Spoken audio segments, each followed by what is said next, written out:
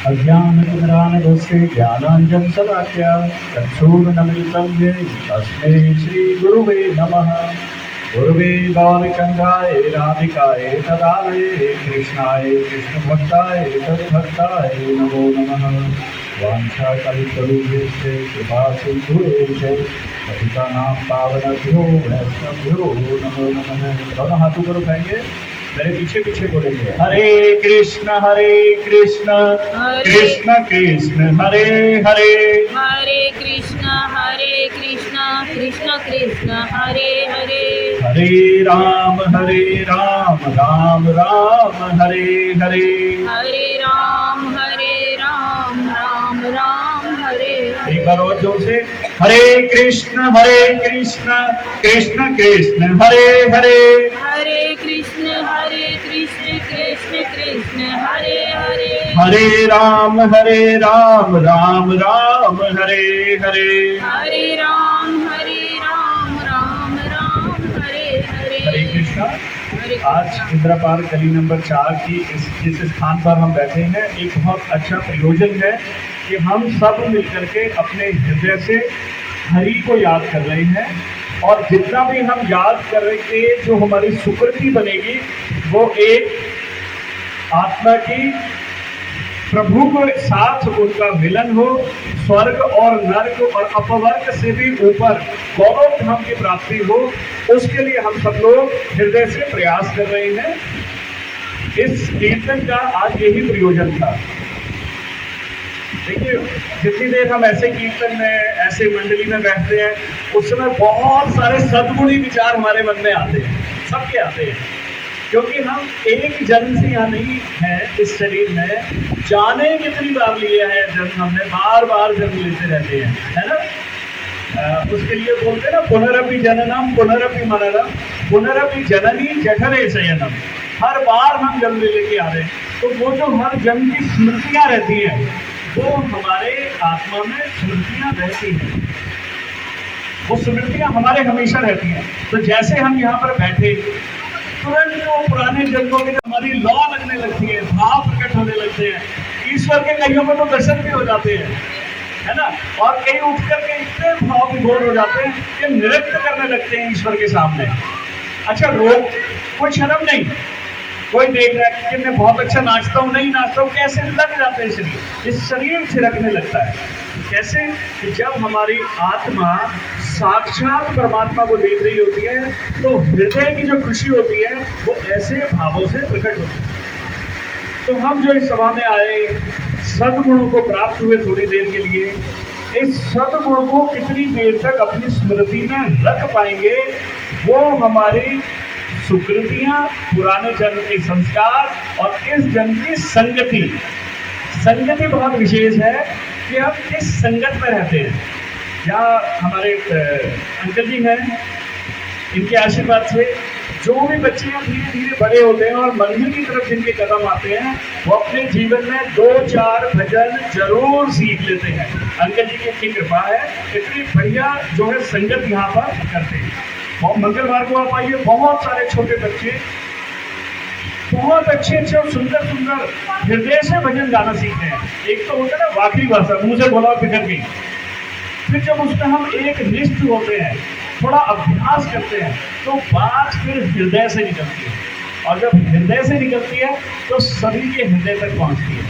जब उसमें हम स्थिर होंगे, देर तक अभ्यास करेंगे, तो फिर बात आत्मा से निकलेगी, जो डायरेक्ट परमात्मा तक जाएगी। तो यही क्रम है। तो पहला क्रम हमारा पूरा हो जाता है जब हम मंदिर में मंगलवार को भजन सीखने या जाकर सिर्फ बैठने लगते हैं, क्योंकि संगति का असर होता है। फिर धीरे धीरे जब हम पीछे पीछे ताली बजाते हैं, पीछे पीछे दोहराते हैं, गाते हैं, तो हमारी सुकृतियाँ बनने लगती हैं, हमारे सद्गुण पनपने लगते हैं। और धीरे धीरे धीरे हम वहाँ भजन क्रिया प्रारंभ करते हैं। सबसे पहले भजन क्रिया होती है ना, ताली बजा रहे हैं, गा रहे हैं, ये भजन क्रिया है। जब ये भजन क्रिया किसी सत्पुरुष के, किसी संत की संगत में बैठ करके करेंगे, तो फिर भजन प्रारंभ होगा। और उस भजन को जितने समय तक स्थिर रख पाएंगे, फिर वहां से भाव प्रकट होंगे।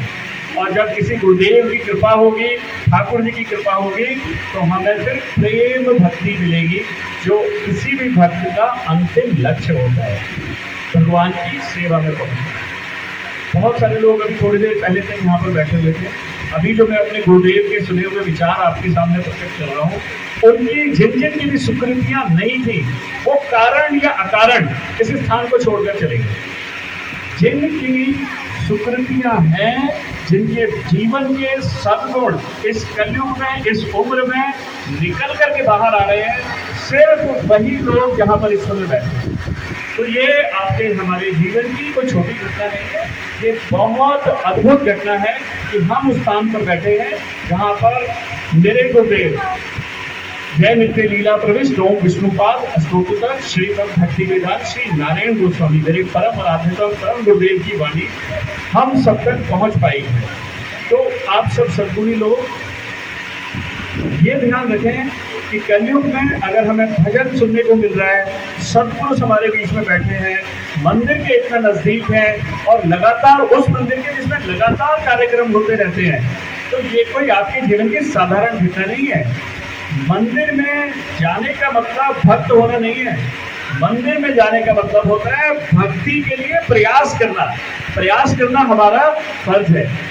हम घर में जब रात को सोते हैं, अंधेरा कर लेते हैं, पलंग पे लेट गए, लाइटें बंद कर ली सोने के लिए, लेकिन नींद कब आएगी हमें नहीं पता। कईयों को तो रात रात भर नींद नहीं आती है। ऐसे ही भक्ति अनायास हमारे जीवन में प्रयास करती है, लेकिन साधन करना हमारा फर्ज है। क्या बोला है? कर्मण्येवाधिकारस्ते मां फलेषु कदाचन है। दिए हुए कर्म को करने का ही अधिकार है, उसके फल में किंचित भी हम फल की इच्छा ना करें। ऐसे ही 7वें अध्याय के 16वें श्लोक में बहुत अच्छी बात करी है कि कौन मेरी भक्ति करेगा। अर्जुन ने प्रश्न किया है, तो उसके जवाब में कह रहे हैं, गीता में 16 प्रश्न किए अर्जुन ने, उसमें से एक प्रश्न किया तो अर्जुन ने पूछा कौन कौन भक्ति करेगा, तो उन्होंने बताया है कि चतुर्विधा भजन्ते मां, चतुर्विधा भजन्ते मां जनाः सुकृतितो अर्जुन, जिनकी सुकृतियां होंगी। कौन कौन होंगे? पार्थ, जिज्ञासुर्थार्थी, ज्ञानी च भरत। कौन कौन होंगे? जो दुनिया से शारीरिक रूप से परेशान होंगे। हम 3 तरह से परेशान होते हैं, जो 3 ताप हैं हमारे जीवन के अंदर, है ना, भौतिक, आदि भौतिक और दैविक। उन 3 तापों से परेशान होकर के हम भगवान की शरण में चले जाते हैं।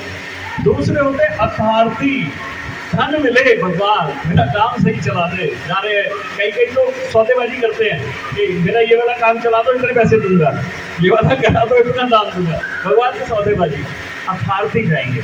तीसरे होते हैं जिज्ञासु, कि मैं कौन हूँ, कहाँ से आया हूँ, ये मेरे अंदर ऐसे ऐसे परिवर्तन क्यों हो रहे हैं, लोग पैदा होते हैं, मर रहे हैं, सब कहाँ आ रहे हैं, कहाँ जा रहे हैं। तो ऐसे जिनके मन में जिज्ञासाएं होती हैं, वो ईश्वर की शरण जाते हैं। और चौथे होते हैं ज्ञानी।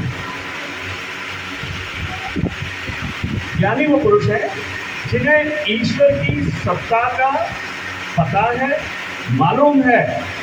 जो ईशोपनिषद का पहला श्लोक है, ईशा वास इदम सर्वम यत् किंचन जगत्याम जगत। ईश्वर वास करते हैं यहाँ सभी चीजों में जो चलायमान है और स्थिर है। इसके विषय में एक छोटी सी बात और बता देता हूँ, 2-4 मिनट तक। ब्रह्मा जी ने जब इस सृष्टि का निर्माण किया तो सृष्टि बढ़ ही नहीं रही थी। जब सृष्टि बढ़ी, उन्होंने कहा जी आपने मुझे शक्ति बढ़ाने के लिए दिया, लेकिन मैंने बना तो दिया, बढ़ी कुछ नहीं रहा। विष्णु जी इस सृष्टि के रोम रोम में, कण कण में उन्होंने प्रवेश किया, इसको जीवंत किया, तो सृष्टि आगे बढ़ी।